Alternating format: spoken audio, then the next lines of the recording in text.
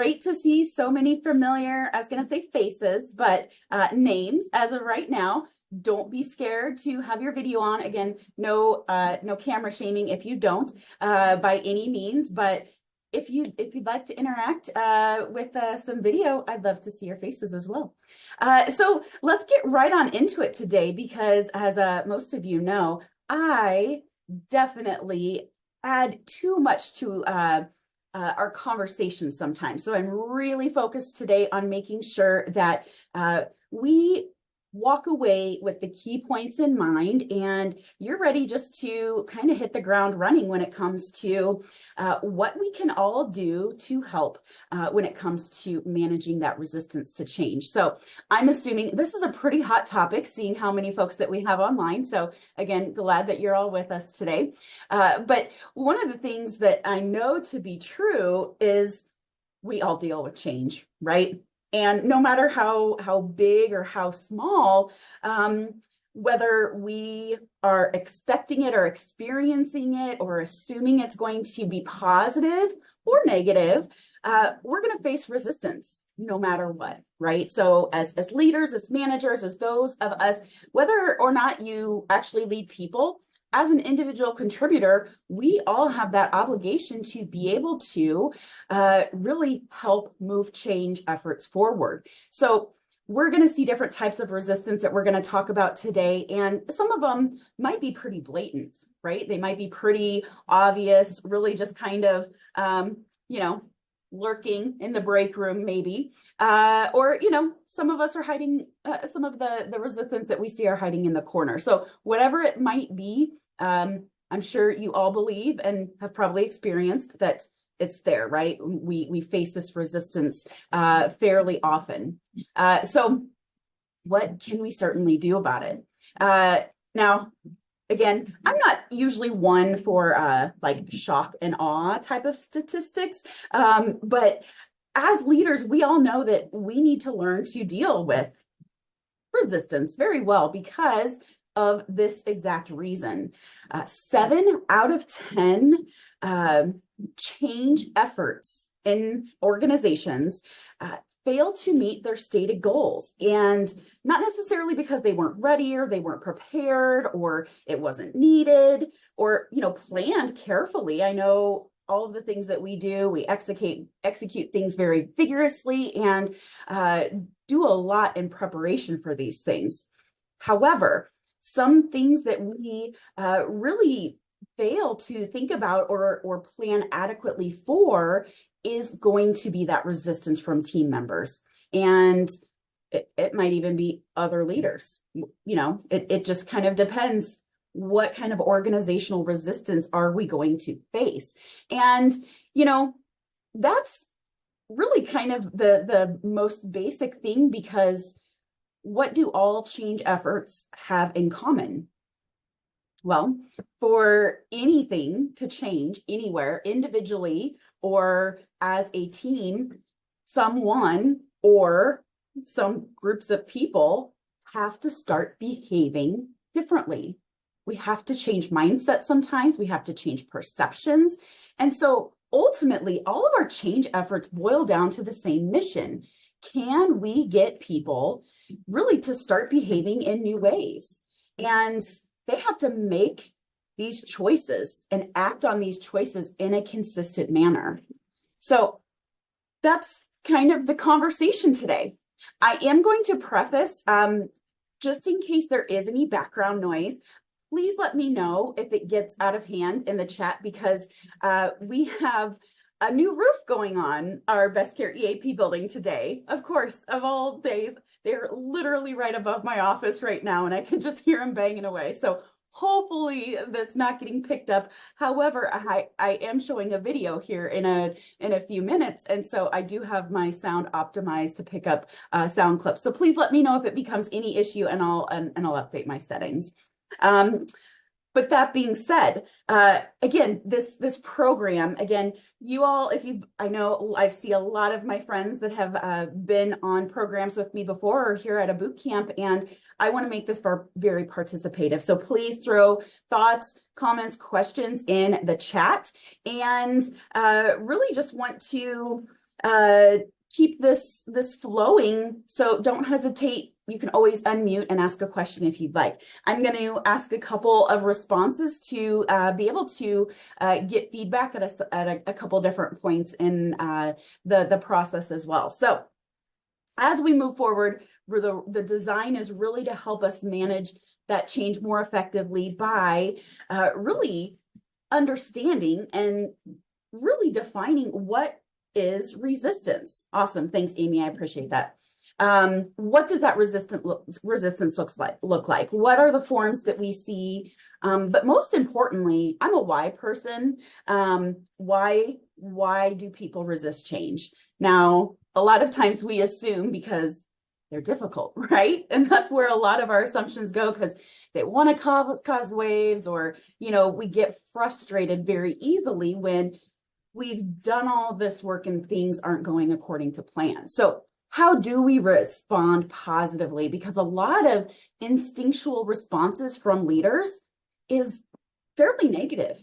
So how can we stay focused on these positive responses, making an action plan as we need to move forward from today? So as you all know, we want to make sure you take a couple nuggets. Don't try and do a whole bunch of things all at once to make drastic changes in your leadership styles, but a couple things I want you to kind of jot down or take away from today. And I want you to be thinking about anything that really sticks out as we talk through. If we do have time at the end, I will go into a little bit more detail than normal about the new Best Care EAP services for 2024. Hopefully you've all seen the announcements of those of you that are Methodist Health System employees. I see for the most part, most people are. I don't know if we have anybody from external clients as well, but if you're a Methodist Health System employee, we have great new additions to our benefits for 2024. Paula Pittman announced those probably, I don't know, October timeframe. So if you haven't checked those out, I'm going to try and dig into those just a little bit more than normal. But more than anything, let's move on to understand change. All right, so I want to start just some very basic concepts about change before we really dig further. And if you've been on other programs that we've talked about change, this might sound a little familiar, but we're just going to all level the playing field and make sure that we have some definitions really hammered out. So I like a couple different definitions when it comes to change. And I just like these fishbowl visuals because I'm a very visual person. But change is really any shift in an external circumstance or situation, a process, a procedure, whatever the case may be, it is something external to us, right? Something is different. I like this definition a little bit better because I feel like this sums up the change that we've been through that is continuous, especially in organizations, but also due to the pandemic. We have to continually readjust and readapt to all of these ever-changing circumstances, to people, to events, to situations, to really just the world as we know it, as it continues to evolve. So I like this little fishy with the goldfish with the shark fin on, because doesn't it feel like we have to, you know, truly really kind of put on some of that armor sometimes to protect ourselves so that we can adjust and be able to keep up with everything that's going on. So you may have heard this kind of explanation before, but this is critical when it comes to understanding resistance from people that we're going to be talking about here in just a moment. Things change. I can snap my fingers and make a change in a process or a hiring decision or any of those things that we have to deal with as leaders, but people can't truly process those changes immediately, right? People have to transition. So there's huge differences between change as well as transition. So how things change, yes, what we do, those physical circumstances around us, they're not personal. Again, it is what it is. The construction above me, it's event driven. We needed a new roof. Last time it rained in here. So all of these things, again, we didn't find out the roof was going to be updated until, gosh, about a week or so ago. Otherwise, I would have probably planned accordingly had I known they've been above me today. But most of these things, again, happen very quickly. Most can be predictable. Again, I might know something's coming, but I still may be affected by it. And again, it's different things, transactional, hierarchical, whatever the case may be. Now, when it comes to people transitioning, this is a very internal process. It's all about me and what I identify with. My true identity as a person might change or might feel threatened based on the situation that's changing. And we'll use some examples here in a little bit, but this is not just an event-driven physical process. This is emotional and psychological to many people. And here's the hard part, very personal. We are really getting into people's livelihood sometimes and their sense of security, maybe being threatened. So these processes take time. Even though, again, we can flip that switch so quickly and easily, it's going to take time for people to process any kind of change and go through the necessary transitions internally. Now, this is very unpredictable. We all process things very differently and in very different ways. So it's hard to know what to expect and assume that everybody's going to respond and react to change the same way. So it might be affect my belief, my values, my relationships, stories when it comes to, gosh, some of my training stories, that I use, I feel like based on certain changes, gosh, that's not relevant anymore. So I want to share a quick little video clip. Now, I don't know if any of you have ever seen this movie. It's a little bit outdated. It is called New in Town.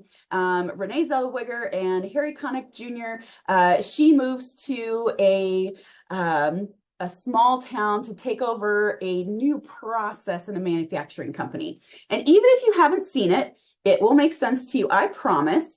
I will mention that the buffering is fairly rough at the beginning, but it does kind of figure itself out. But this is the best clip that I could find. And more than anything, I just want you to listen to the dialogue and think about the reactions. And then I want to hear from you after we get done, what could she have done differently next time? Right? What are some of that? What's the resistance that she's facing and maybe why?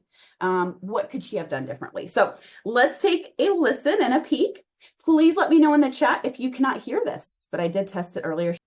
All right. Well, hopefully you got a little kick out of that. Want to make sure that, we keep things as fun and light as possible. Let me get this flipped back here. All right, here we go. So thoughts. Again, you can unmute if you'd like or throw your thoughts in the chat, but what did she do wrong? What could she have done differently? What would you think if you were in those employees' positions?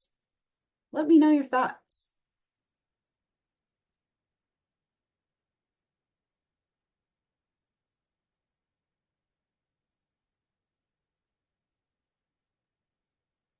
And if you've seen this movie, it's pretty hilarious when it comes to seeing some of the things that definitely occurred throughout the process. But yeah, she didn't take time to get to know the people, right? The current processes or the people. Yeah, didn't ask for their thoughts, their feedback, their ideas, right? I appreciate those. Yeah. Just jumped right in, got right to it. Right? Now, there's a lot more that she did, again, when it comes to really facing this change, but you could tell already just based on, the body language that, she wasn't getting buy-in from the group. Thanks, Kathy. And that's important. We need to use our people as those change agents and get them on board. It's not an us versus them, but sometimes it definitely feels like it. So if you still have thoughts, you can definitely throw them in there. But have you all seen things like this in the past? I'm guessing you maybe not as blatant or obvious, and not in a manufacturing plant, obviously, but well, possibly. But we all feel resistance in one way, shape, or form. Cool. Thank you. I appreciate. So when it comes to defining resistance, again, we saw a few different forms. So, you might recognize some of that from what you saw in the clip, maybe a little bit of pushback, right? Not buying in, criticism. Now, the organization's name was Monk Food, so that's why he called her monkeys, or saying they are monkeys. But still a little bit of criticism, right? Definitely just all of this, I'm not having it, right? So sometimes it is hard to define and not always the easiest to really explain, but more often than not, we can really know that resistance when we see it. We don't necessarily need to categorize or define it. And there's not a commonly accepted definition of resistance to change. So again, that's another hard piece of the puzzle when it comes to being able to adjust to our people, because everybody responds differently. So a lot of different behaviors that we've seen. The first type of behaviors that we'll see are truly active. They're visible. They're outward, forthright behaviors. So visibly saying or doing something to oppose what we're trying to do. We might see changes in productivity where, again, people are just going to maybe stop doing as much as they were doing to kind of rally against the change. All out whining, complaining. I know that this is probably one of the ones that I've seen the most, but I want you to think about these as we talk about them and make any mental notes, because I want to hear some of the examples of what you've seen. Are they on these lists or other things that you've seen? Quarreling, just getting into it with somebody else in terms of how to do something, why to do it, or again, just disagreeing in general. A lot of what we see when it comes to resistance in a lot of forms is just focused on what is going wrong, what'll happen, what'll make it occur as a problem, right? It's not what we're going to benefit from, but what's going to go wrong. What's the problem with this? And sometimes it's almost like poking the bear. Somebody that is truly in utter opposition of a change really might agitate others to kind of rally their cohorts to be on their side. We like to have our own little army, per se, of people that believe what we believe and will act out against it. So again, gossip, rumors, really kind of maybe catastrophizing in terms of what will happen, what we will lose out on or miss or whatnot. A lot of blame. Well, we're in this position because of so-and-so or because of this or yada, yada, yada. So again, a lot of very active things. Now, there's a lot of behaviors that we see that are passive as well. So people just, again, maybe withdrawing, not participating, not speaking up in discussion, or things that aren't as blatant as reduced productivity, but a lot of mistakes, a lot of errors. And then those silent whiners, I don't know if you guys have any of those, but I think about my kids because they might not always have been the loudest complainers, but they were really good pouters and whiny, very apathetic and just silent behavior. And again, I'm not comparing children to employees, but the behaviors can definitely be similar in my experience. People just really not trying to solve problems, right? They're just staying kind of aloof, out of the loop, and not wanting to get involved in the conversation about it. And again, these are the folks that will be listening to those active opposers and really kind of jumping on their bandwagon when it comes to forming kind of our own little team against the change. And whether they're outright blaming people, they're thinking about it. They're quietly, making up reasons for why we're in this situation. So you can either use the chat, or I'm going to put the link to, I like to use Poll Everywhere. I'm going to put this in the chat. So this is a link to Poll Everywhere. So if you haven't used this with me before, it'll bring up a window such as this. It may ask you to introduce yourself. You don't have to do that. You can hit skip. I do these anonymously. So if you don't want to respond in the poll, again, you can respond another way, but or if you don't want to respond in the chat, you can respond this way. But either or, I want to hear your thoughts. What behaviors have you all seen? What kinds of passive or active type of opposition comes about in your experience, whether it be here or other organizations, just anywhere in the past that you might have seen? Yeah, that agitating others, spreading rumors, not participating in meetings. Activities to promote a broken process. Yeah. Oh gosh, jumping to conclusions. We're the best at making up what's going to happen because of this, right? Won't participate in the activities, just kind of that sit back, arms crossed kind of perspective as the individual in the video. The rumors, the getting others to be resistant. Yeah, so many good examples. I appreciate them. When it comes to really, I think similar things among organizations, it doesn't matter the business that we're in, but people are people, right? Humans are humans, and we respond similar ways for very similar reasons. So yeah, looking for what will be bad, looking for those negatives, right?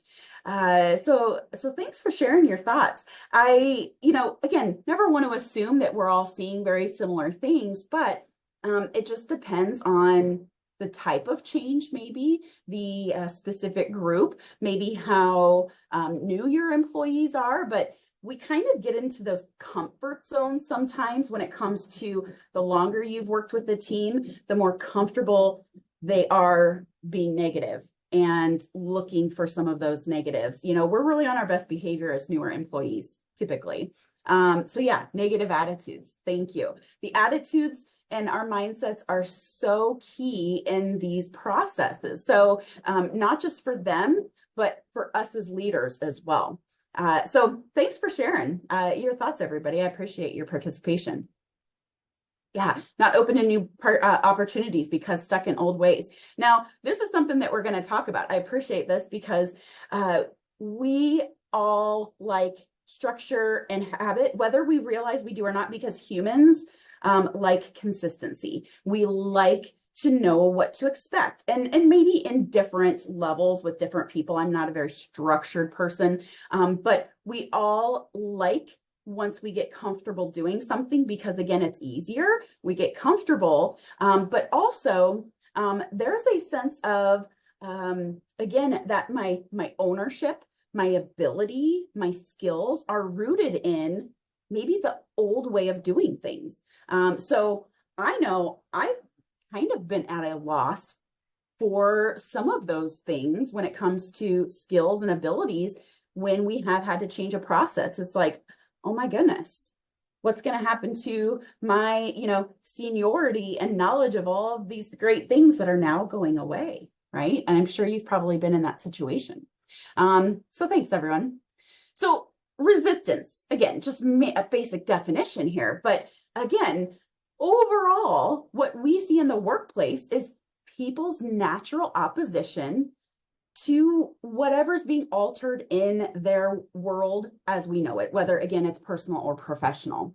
And that's tough because we like that consistency, and really more than anything, it's because it's our primal survival instinct. I'm sure you've probably heard us talk about this because a lot of our behaviors when it comes to stress and anxiety all relate back to our basic survival as humans. And resistance protects us from changes that threaten that survival. So when I say survival, it's again kind of like our immune system, really kind of this resistance protects us from new ways of thinking and behaving that really might threaten our, continual success, just the same way as our immune system protects our body. Or for, back in the caveman era,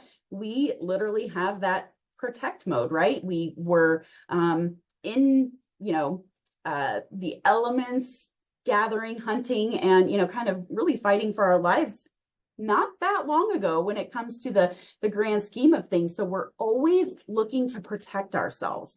And again, we want to stay safe, but that's just such a natural instinct, whether we mean to or not.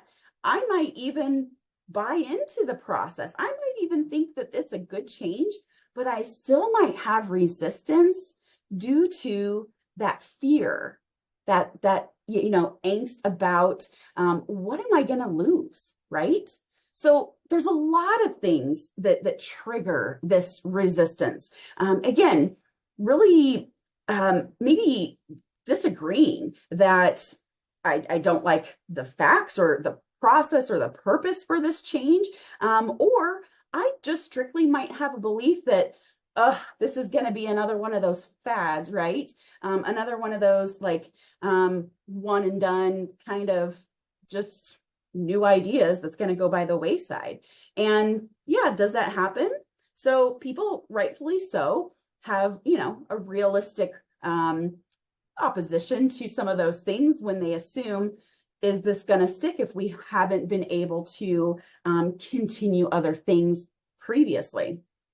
Now, of course, not all of these are accurate reasons for resistance, right? But the beliefs that people have are based on a lot of different things. Their attitude, right? What they are telling themselves to be true. So again, fact or fiction, people have these beliefs and we have to change those beliefs. So again, we're doing something different because we have to, because the rest of the team can't do their job, so we have to make something different or alter it because of other people's incompetence. A lot of people resist truly because they're like, this is going to be extra work for me, and I already do enough as it is. I'm not giving anything else to the organization. Just I'm maxed, right? Now, again, for reasons for that. And that's that overload. People can really get overwhelmed when it comes to too much change too soon. Now, not everybody loves change. Some people like new ideas, like flowing with, innovation and creativity and coming up with new ways of doing things, and aren't typically disrupted by, adapting or adjusting a process at different points throughout their work tenure. But again, some people are a lot more hesitant. And even if people like change, there can always be too much of it all at once. So again, a lot of things that we can do. Continuing this list, the lack of faith. We have a lack of a lot of different things, but really one of them is that lack of faith in, am I able to truly understand and do this new thing? There's a lot of things when it comes to technology, and I know not everybody is super tech savvy. Let me jump on that bandwagon when it comes to, the latest and greatest system or technical process. And that can really affect somebody's confidence and, again, their ability. People might not really kind of have a trust in the leader or manager who is directing the change, and might not, again, really like or agree with the decision as to why, or maybe they don't know the why. But again, trust is a huge factor. Loss of authority or control. Gosh, this was something that I used to have responsibility over before, and now somebody's going in and changing it on me. Why? That job security. Oh, that goes back to the new skills, or that fear of, well, we're implementing all these new, streamlining processes. We're going to streamline people right out of it eventually. There's a lot of fear in that when it comes to, especially these days with AI and all of the things that are continually evolving. Am I going to be needed? Am I relevant? Are my skills and abilities relevant? And with all of these fears of loss and, lack of trust and ability, that comes a huge hit to the ego, right? Our egos are really important. And I might have either a loss of status in the workplace or in my peer group, or again, in my other communities and networking abilities based on how these changes all affect me. And that is intensely personal, right? So those are those transitions. And really what we see is on the tip of the iceberg with like a lot of things, right? Especially when it comes to communication and talking through things, especially when they have emotions involved. All of these things, again, and a lot of people don't like to think of it as emotional, but they're not always logical responses. My psyche is producing through this psychological process these responses, typically emotional and not so logical. So again, everything is below that surface level, and I, as the leader, may not know what's occurring with my people. So there's a lot of things that we see that we do tend to, again, maybe react incorrectly. Now, again, that's because as leaders or as change agents, those that have worked really, really hard in making this process happen, now people are pushing back. They're not excited about it like I wanted them to be. They're not on board, and we can be frustrated, rightfully so. A lot of times, the negative responses that we see from a research perspective is that we typically, again, just as humans, assume that what I know, you know. What's logical to me is logical to you. And why wouldn't you see my perspective? Now, it's a wide awakening when we have conversations and realize, I should say a rude awakening when we realize, gosh, we all have very different perspectives. And I'm, really diving into something with somebody, explaining something, and the logic just isn't flowing through in terms of what seems to be simple. And Dave and I, the other training consultant here, we like to call this the curse of knowledge, because the more you know, right, the more you assume gosh, this is easy. This is simple. Why wouldn't everybody know this? Especially if, you become really in-depth knowledgeable and maybe a subject matter expert in something. It, again, seems very simple to others. One of the biggest factors, obviously, that we forget about when it comes to this human response is other people's values. Now, as a leader, a lot of times, yes, it is, I should say, as a manager, it's business as usual. It's process. This is what we're going to do. This is the job, yada, yada. But as leaders, we need to take that human factor into consideration and think about who they are as a person, right? What are the norm behaviors for them? And I know my team. I'm sure you all know your team fairly well if you've been with them a fairly good amount of time. And even if you have just come into a new team, you can identify some behaviors fairly quickly when it comes to how people respond to even little changes. And so really, we try and argue people into having our logic and our perception, and sometimes respond in a negative way because I am now focused on this person causing an issue for me. They are outright not wanting to do something, so it's a performance issue or it's a behavior issue. And so sometimes we get fixated on the person instead of the situation. Again, what is the behavior telling us? So we can't argue people into just having it our way.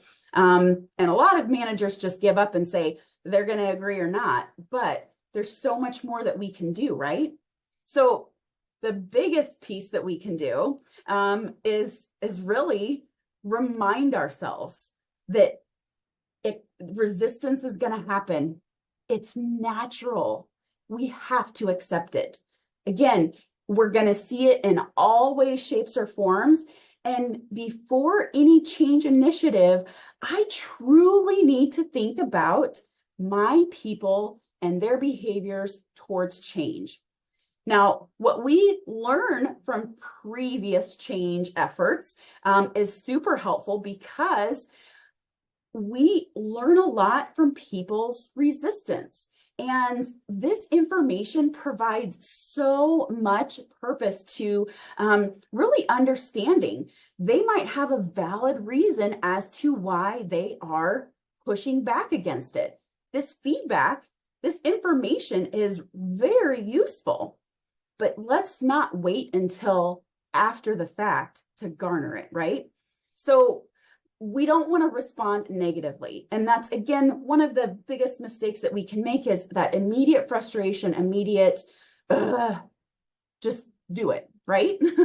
So really focusing on our communication and really understanding that once we accept that resistance to change is going to happen, and it's not only inevitable, it's invaluable. We're going to be in a much better position to really engage in conversations about change. Be open, be honest, and have construction conversations with our colleagues and our peers and employees about their hopes, their concerns, and things that we maybe haven't considered as we go into a change initiative. And again, this is just part of the planning phase. We know there's a lot of things to plan on when it comes to how we're going to do something and why we're going to do it and all of those things. And yeah, we can put emails out and all of those things, but that's for the masses, right? And is everybody going to interpret and understand that the same way? Probably not. So we know we've all invested a lot of time into change efforts, and that frustration, again, will be natural, but reminding ourselves, again, things change, people transition. And if you need to put that on a little sticky note to have it on a mantra in front of you as you work through a change effort, please do, because we sometimes end up banging our head on the wall to want people to do something a certain way where, again, we will get there in natural time. And we might have to understand a lot of different things along the way. Now, that pushback will happen. And we just have to remember that this is a very psychological process. So I want to just touch on the process just a tiny bit more to help us understand what people are typically feeling and what emotions they're having as a reaction to change. Now, I use this image of a butterfly, and I know us as people, we don't really go through that much of a transformation when a change happens, but it's a process none the same because we literally have to go through different stages in understanding and acceptance, just like a lot of change. But typically, most people's first reaction to a situation of change is one of vulnerability. And we're all vulnerable at a lot of different stages in our lives, whether it be, personal or professional. And this, again, is triggered by some sense of loss or feeling unable to protect themselves or their family. Gosh, am I going to be able to do this in terms of keep up with what the change is, succeed in it, still be good at my job? And you all know how people assume the worst. We catastrophize. I love that word, but we let things snowball. And before we know it, our people are seriously doubting their ability in their positions as a fear, if again, the vulnerability is there. Again, it might just be apprehension, moving towards apprehension. Some people face denial, right? But whatever it might be when it comes to those kind of initial stages, the strong feelings are going to happen. So emotions are inevitable, right? Whether it be fear, anger, helplessness, frustration, people really have to understand that, okay, my situation might not be as in jeopardy as I might be telling myself, right? So there's a lot of ways that people do transition through these feelings. But whatever it might be, we can't ignore those things, right? And we have to get ahead of them. I'm just curious if anybody wants to put in the chat while we're talking about this, any feelings that you all have had when it comes to a change, a serious or significant change that you had to go through at work? What were some of your first responses or thoughts or feelings? I'm just curious because again, we're one and the same. We're all employees. We all have to experience things too. And this is part of the difficult process as well when it comes to resistance to change, because sometimes I might not be on board either. And we'll get to kind of that point when it comes to, I'm saying, and, kind of going through the motions, but my team knows that I've not bought into this as well. But yeah, negative attitudes. Thanks. That uncertainty, you bet. So many things come up in our mind in terms of, right? My life as we know it will be different. As we get into learning more about and kind of move through what we now call the exploration stage, I'm going to try things the new way. I'm going to start to learn whether I'm getting training or I'm reading or learning more about it, or we're talking more about it. And now I'm kind of going between that old and the new. And sometimes people might get stuck between those two phases.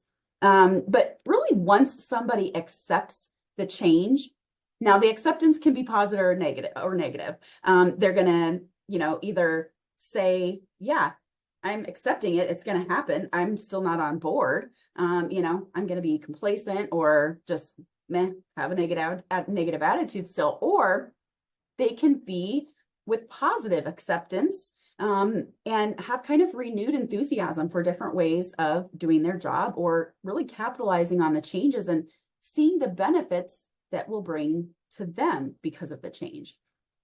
So again, there's a lot of things that we need to be ready for when it comes to some of these transitions. And again, not everybody's going to go through all of these stages in all the same fashion, but we need to be able to take a beat and give people pause, right?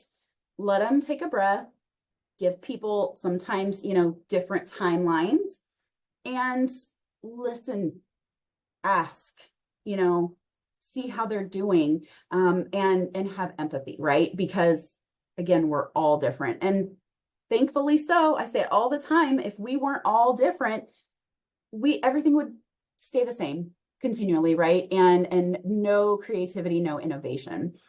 So a lot of different things need to happen when it comes to how we can respond.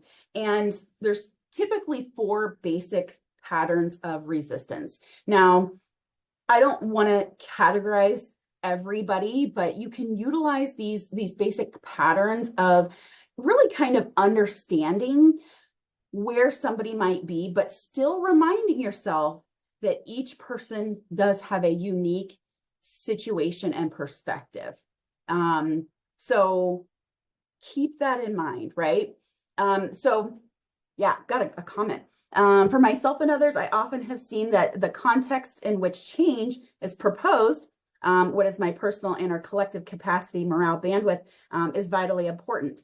How do you differentiate typical resistance versus reading the room about when we need to pull back on proposed change and wait?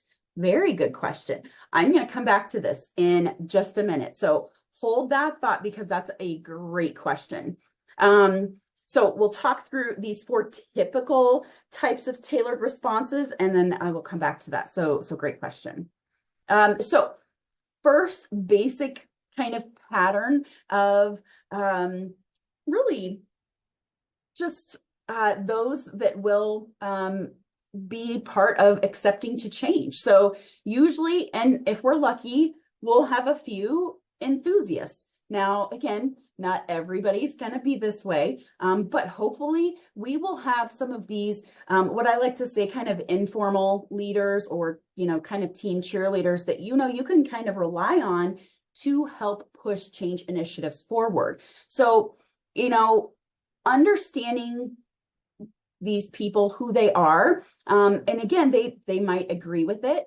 They might actually stand to receive some personal gain from it, or things like that, but they're going to utilize this opportunity and hopefully convince people of its merits. So how do we continue to utilize their efforts along with ours? Because these people can be very early adopters. They're the ones that are going to be, again, making it look easy. They can help maybe coach or train others as we learn the change and kind of work through the implementation processes. So enthusiasts, kind of general number 1 category. Followers are our number 2 category. Again, they range from typically those that are kind of generally compliant, or those that are just kind of looking to take the path of least resistance. Or, those that are really kind of typical to adapt, but, maybe a little initially hesitant to do so, but they're going to accept the inevitability of the change and do what's required. Again, they're not going to be the cheerleaders per se, but we want to enlist our enthusiasts as much as possible to help inspire and involve these individuals, because again, we can garner their agreement and really kind of their acceptance of the change to ease into a greater population of acceptance. Now, as you all know, we're going to have those objectors, right? They're going to be outright those kind of active, obvious resistances that we see, and they might just show it as many opportunities as they get, right? As many whenever the opportunity arises. Sorry. They might disrupt meetings. They might, again, not attend the training or a meeting, really kind of refuse to do something per se. So one of the things when it comes to these individuals is they, again, are not adverse to, excuse me, arguing with managers and fellow coworkers, and really going to try to convince others to continue with the old ways. Excuse me. We have to be patient with these people. They are truly some of our best sources of information regarding what's already working, what's maybe not thought about in our change efforts. So yes, we have to make sure that they're not behaving badly when it comes to, breaking core values, behaviors, and performance behaviors, those kinds of things. But if it gets out of control, we can utilize the disciplinary process. However, we want to talk to these people early. We want to use these as even a greater change agent and ask them for feedback, maybe even before we begin a change initiative. If we know they're going to be kind of a disruptor or an objector, based on what we've seen in the past, again, what can we use from them, or start getting them on board earlier so that by the time everybody else is starting to come on board, they're not going to be as really kind of outwardly going through their transition process. They might be really starting to come to terms with it at that point. So some of these people, sometimes if they are that objective of a situation, they might either choose to accept it or they may voluntarily end up leaving. Again, depends on how big of the initiative it is. Lastly, those are those we say they're working underground. They're not openly resisting, but they are, kind of undermining efforts that we do, maybe sabotaging things. And these are people that, again, are really hurt because they may have been integral in previous processes, in previous changes. And now maybe they've lost status or authority or, some kind of, very drastic change for them. So again, we don't want to categorize everybody and say they're just this specific person, but look for the different types of behaviors. Because again, if we can use this person to be integral in a process and know that, yeah, this might be a hard change for them, how do we truly utilize their tenure and expertise to help moving forward now? So a lot of different ways that we need to do this. First and foremost is the communication, right? So before, during, and, continually throughout any kind of change process, but really think about my team before I initiate any processes, right? And make sure that I am really communicating that vision for what the new and better will bring, when it comes to what are those benefits people are going to enjoy. Because we start immediately thinking about what we're going to lose. What are we going to gain? What are we having at the end of the day? And keep that kind of, pie in the sky, that prize, very obvious, and that reminder constant. But we have to ask open-ended questions. What are really kind of, what am I missing? Are there things that I'm not thinking about? It's really one of the best ways for managers to understand where some of these resistances are coming from. We don't want to over talk a change, though. Really, it's about listening. What are our people saying? And again, utilizing that information, whether it be to understand the change better or anything that I might be missing, or things that I might need to get ahead of. They might be early indicators of that resistance. So spend more time listening than talking. Now, at the end of the day, a lot of things when it comes to change are around new expectations. When it comes to change, we might not have outlined exactly what I expect of somebody that well. So we truly have to really outline what are these expectations of people and how will they be evaluated at the end of the day. So at the end of the day, we also have to make sure looking at things from other people's point of reference and communicating that why. I've said why several times because they might not be disagreeing. They might just need to understand how this is all working and all of the reasons behind it, and really understand and work with those different behaviors that you do have. Use those that work for you, and that those that might be against, really work to get ahead of those early. So when it comes to the question at hand, really kind of differentiating typical resistance versus reading the room, I think this kind of goes back to the communication. Let's ask those questions. What might we need to consider when proposing this? And let's talk to this as a team, whether it be, again, capacity, morale, bandwidth, those kinds of things. So hopefully, thinking of it in that context might help. Hopefully that answers your question. But at the end of the day, what are we going to do moving forward, right? So I want you all to kind of think about are you modeling these positive changes, these attitudes? What do I need to be on board with? Am I inspiring those that I lead with that vision of the benefits? What are they going to get out of it? Are we experimenting with new ways of doing things? Are we learning from our mistakes, right? Or am I accepting really what I'm learning throughout the process and really empowering others to do the same? But understanding others' concerns and encouraging people truly from an empathetic and from the heart to learn why they're resisting certain things and what's most meaningful to people.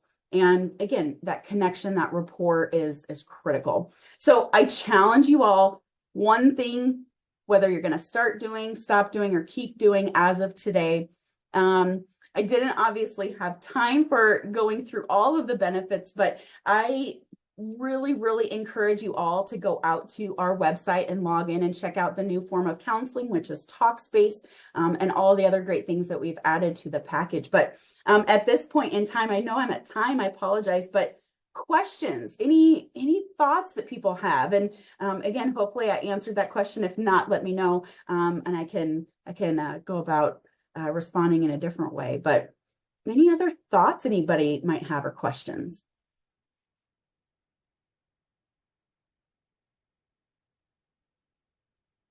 Well, for the sake of time, I know everybody's got other meetings to get to.